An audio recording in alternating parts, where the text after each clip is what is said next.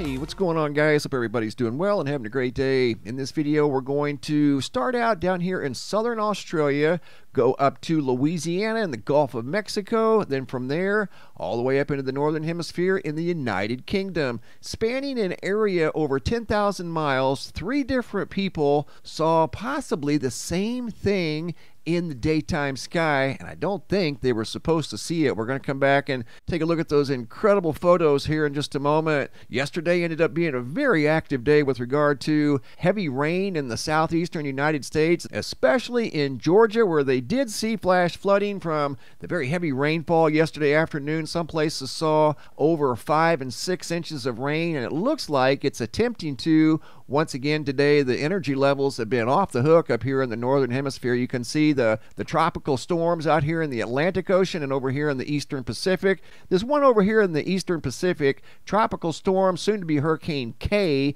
is twice as big as both of these storms over here in the Atlantic Ocean combined. I mean, that thing is absolutely massive, spans over 700 miles, and you can see the path that is forecasted to take up here just off the coast of Southern California, and we might see some rain from that storm here in the next few days as it moves to the north, slightly northwest. But the tropical energy has definitely picked up, and we're also seeing an increase in solar activity converting into geomagnetic storm activity. Yesterday, for nearly 24 hours straight, there was a geomagnetic storm down here on planet Earth. And looking at the GOES X-ray flux, we haven't had any major Earth-directed solar flares in the last 72 hours. So the energy came from the interplanetary magnetic field tilting south, but you don't normally see it stay tilted south for this long period of time. I mean, this was quite an extraordinary event lasting for well over 24 hours, close to 36 hours.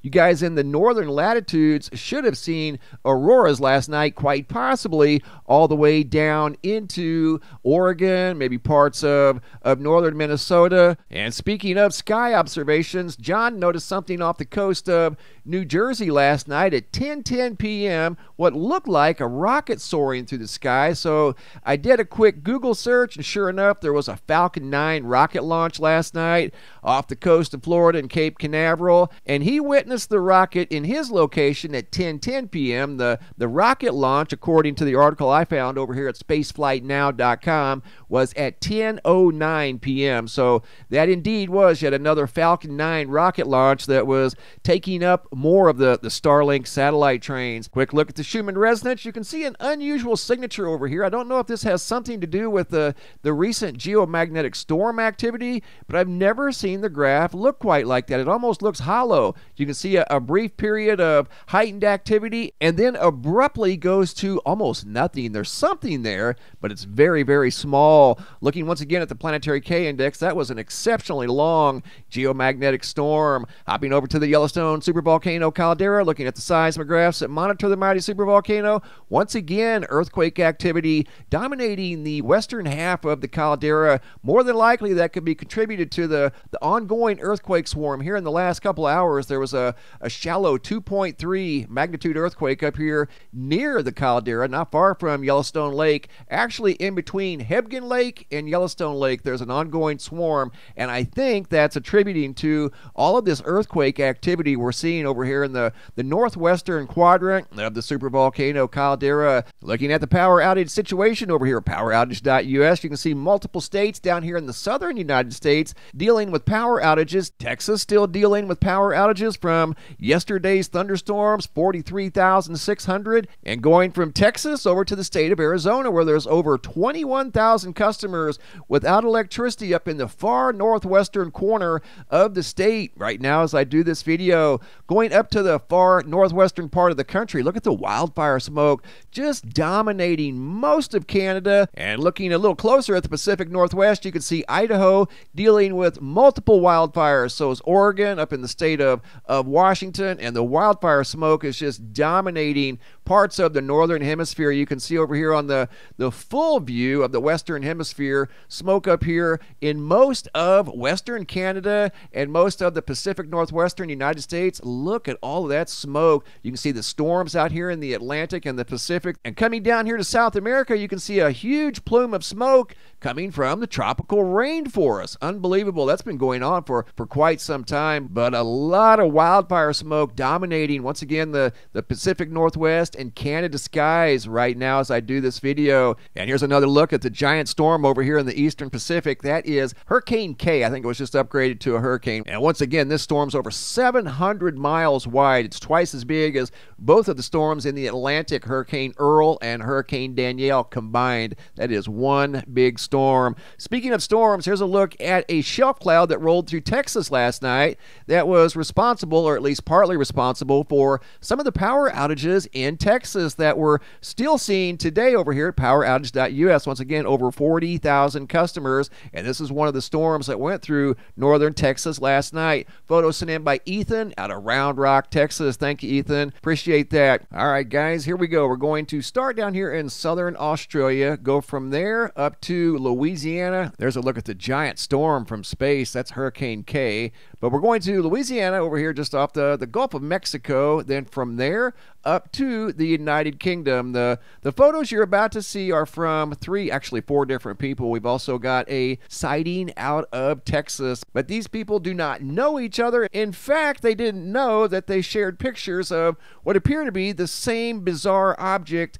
in the daytime sky. First photos were sent in by Michelle out of South Australia. And you can clearly see why she took photos of this daytime sky. You can see what looks like a very long rectangle in the sky above southern Australia. You can see 90-degree angles on both the left and right side of what looks like a structure in the sky. It looks like it's of intelligent origins. All of these photos are the same photo. I'm just using different types of techniques. I'm adjusting the color, lighting, contrast, and various things, trying to pull forward different features. 3 hours later, same location, same long rectangle. Only difference is, looks like it has some sort of wing structure now on top of the rectangle. Get a load of that. And all I did was adjust the color and lighting. She happened to look back in the same part of the sky 3 hours later, and it was still there. In fact, it had grown what looked like a set of wings on top of the rectangle that's still there, had not moved. And you can still see the 90-degree angles. This is just a different format that really pulls forward the outline of what looks like an intelligently designed structure just sitting there in the daytime sky. Wasn't making any noise, didn't move. In fact, it stayed in the same place for probably over 3 hours. She came back and saw this 3 hours later. We're going up to Louisiana now. Photos sent in by Tamika J of what looks like also a rectangle in the daytime sky. That's the original. The next photos you're going to see are the same photo, just simply adjusted a little bit with regard to lighting and color and different formats, trying to pull forward any possible features. And you can see here in a X-ray format, you can see the 90-degree angles on the left-hand side, also over here on the right-hand side. It just looks totally out of place. I mean, the rest of the clouds all around it look perfectly normal. And then you have this dark, unusual rectangle just hanging in the daytime sky. She also saw a rectangle and a triangle on the same day. I mean, what are the odds? You cannot make this stuff up. That's why she took the photo of the sky. She saw this triangle that, again, looks like it's of intelligent origins. It doesn't look like a natural cloud. There's nothing natural about this at all. It's got sharp corners. It looks like it, too, was of intelligent origins. Here it is in another X-ray format. Light is dark and dark is light, and you can see what looks like a not-so-random cloud. The rest of the clouds look like normal clouds. She would have had no reason to take a picture of the sky if it weren't for those very unique structures. Here they are side by side. The top one's from Louisiana. The bottom one is out of South Australia. And you can see how much alike they both are. They look like very large rectangles in broad daylight in the daytime sky. How they're hanging there is a mystery in itself. This one here kind of morphed into what looks like an airplane. Again, you can't make this stuff up. Those are the photos she took of the sky. I just enhanced it very little to pull forward any possible features or color. Here's the triangle again from Louisiana that was in the sky on the same day that Tamika saw the rectangle. Here's the ones from South Australia side by side. I was just putting them together for comparison's sake, and this is before when she first noticed the rectangle. Down below is 3 hours later. You can see the rectangle still there. She said it hadn't moved. You can even see the trees over there off to the right. The same trees are in both photos 3 hours apart. Louisiana, the rectangle, and the triangle. Here's the Louisiana rectangle on top, the South Australia rectangle on the bottom. Very similar both, with very crisp 90-degree angles. Here's what looks like a giant plane, and then of course the triangle from Louisiana, this one here down in southern Australia, that was in the sky in the same location for 3 hours straight. And we've got even more going up to the United Kingdom. This one here just looked completely out of place. Video footage sent in by Kaz from Nottingham. And the reason she took the photo, she said, well, it looked like a square over there. It does indeed. It's got 90-degree angles like the other ones did. It looks like some sort of a long, stretched out rectangle in the sky.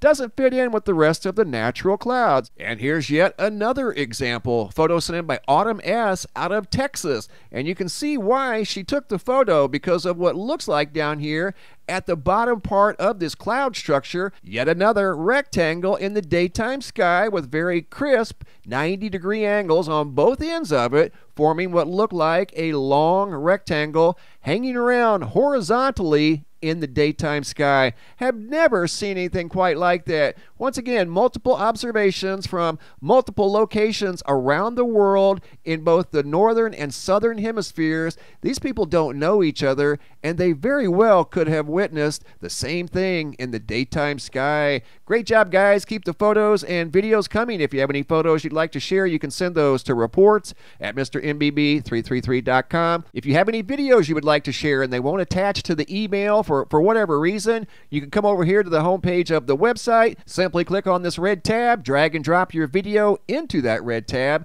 Please include your first name, date, and location, and I'll take it from there. Thanks for watching. Have a super day, and be safe out there.